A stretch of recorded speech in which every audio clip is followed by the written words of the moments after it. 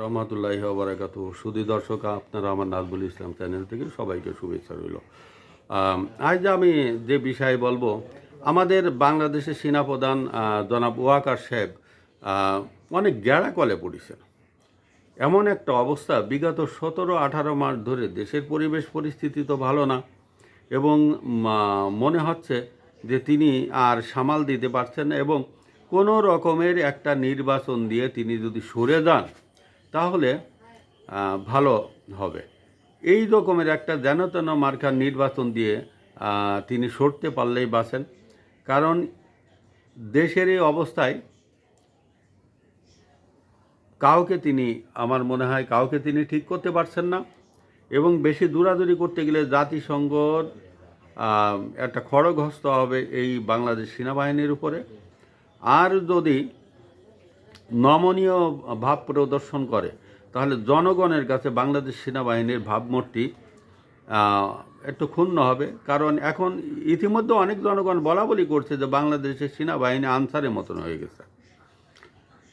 কারণ বেশি কড়াকড়ি করতে গেলে যদি জনগণ 2-4 জন মারা যায়, যদি জনগণের বুকে গুলি চলে, তাহলে বলবে যে এটা হাসিনার দোসর, এবং জাতিসংঘ বলবে যে মানবাধিকার ভুলুণ্ঠিত হয়েছে। যার কারণে জাতিসংঘে যে প্রায় 12,000-এর মতন সৈন্য বিভিন্ন দেশে যারা শান্তি রক্ষার কাজে নিয়োজিত আছেন তাদেরকে ফেরত পাঠানোর একটা সম্ভাবনা আছে। যার কারণে এই সেনাবাহিনীর প্রধানকে অনেক কিছু চিন্তা ভাবনা করতে হচ্ছে। এই আমাদের বর্তমান যে অবস্থা, তাতে করে সেনাবাহিনী ছাড়া বাংলাদেশ কোনোভাবে কন্ট্রোল করা কোনোভাবে সম্ভব নয়, এবং সেনাবাহিনীও কোনো দূরাদূরিভাবে কোনো কাজ করতে পারছেন না, অ্যাকশানে যেতে পারছেন না, কারোর বিরুদ্ধে কোনো ব্যবস্থা নিতে পারছে না। ইতিমধ্যে শেরপুর, শরীয়তপুর, মাদারীপুর, চট্টগ্রাম, ব্রাহ্মণবাড়িয়া, এখানে সব ব্যাপক সংঘর্ষ হয়েছে বিএনপি এবং জামাতের মধ্যে। এই সংঘর্ষে গত 1.5 থেকে 2 মাসের ভিতরে 144 জন মারা গেছে। 144 জন মারা গেছে। এইটা এমন একটা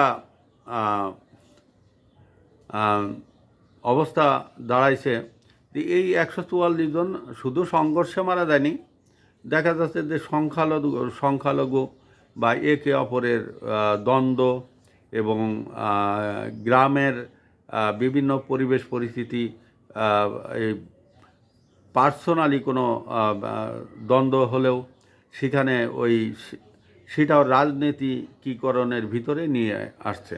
যার কারণে হত্যাকাণ্ডগুলো খুব বেশি আকারে দেখা দিছে।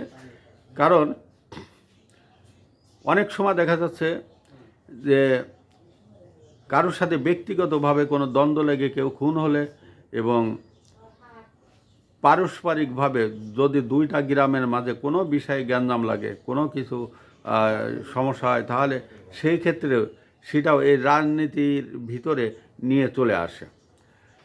আর এই মাদারীপুর, শরীয়তপুরের ওখানেই মনে হয় 3 জন মারা গেছে, এবং বিভিন্ন ধরনের সমস্যার সম্মুখীন হচ্ছে মানুষ। এই যে কোনো বিষয় একটু দ্বন্দ্ব হলে সেটা রাজনৈতিক রূপ ধারণ করে, কে কোন পার্টি করে, এই সমস্যাগুলো আমাদের সামনে কিন্তু আবির্ভূত হয়। এই দ্বন্দ্বের ভিতরে, এই রাজনীতির ভিতরে দেখা যাচ্ছে যে এক প্রার্থীর সমর্থক অন্য প্রার্থীর সমর্থকের বিরুদ্ধে ব্যবস্থা নিচ্ছে, এক প্রার্থীর সমর্থক অন্য প্রার্থীর সমর্থকদের আক্রমণ করছে, এবং কথায় কথায় তারা বিভিন্ন ধরনের অস্ত্র বের করছে। এই রাজনীতির ভিতরে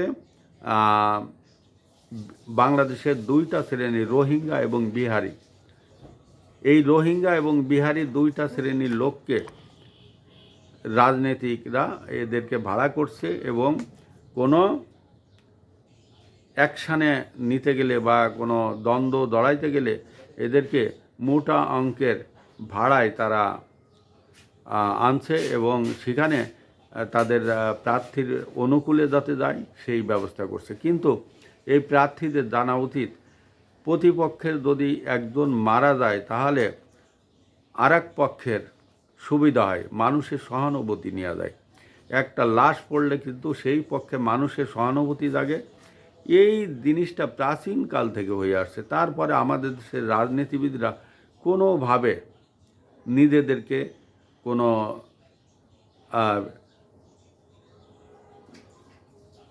জ্ঞান গরিমার খাটায় এবং তারা যে রাজনীতির সূত্র মারফত কাজ করবে এবং হত্যাকাণ্ড এড়িয়ে চলবে, সেই এড়িয়ে চলার কোনো পথ তারা খুঁজে বের করে না এবং তারাও এই সহিংস রাজনীতির দিকেই একে অপরে ধাবিত আছে।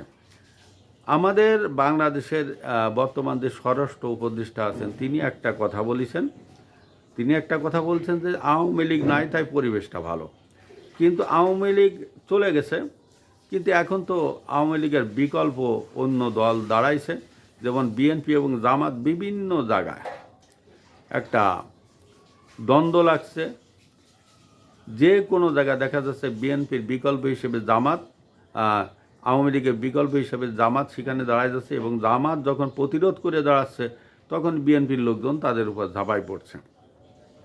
এদিকে জাতিসংঘের একটা প্রতিনিধি দল ইতিমধ্যে আমাদের বাংলাদেশে সফর করেছেন। তারা উদ্বেগ জানাইছে এই সন্ত্রাস নিয়ে উদ্বেগ জানাইছে এবং আমাদের বাংলাদেশের গোয়েন্দা সংস্থাও একটা রিপোর্ট দিছে।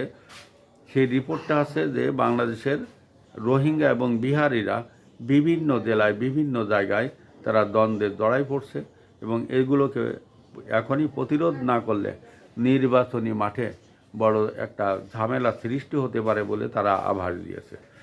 সুধী দর্শক, আসসালামু আলাইকুম ওয়া রাহমাতুল্লাহি ওয়া বারাকাতুহু।